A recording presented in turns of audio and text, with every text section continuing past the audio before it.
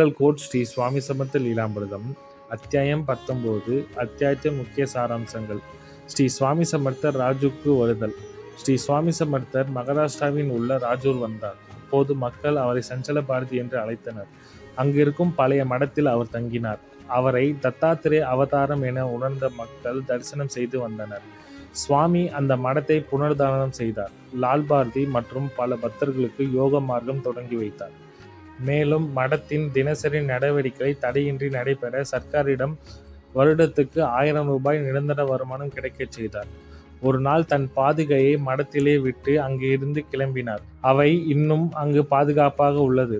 பின்னர் சுவாமி உடுப்பி சென்று ஸ்ரீ கிருஷ்ணனை தரிசனம் செய்து பண்டரிபுரம் வந்து அடைந்தார். ஜெய ஜெய ஸ்ரீ சுவாமி சமர்த்தர்.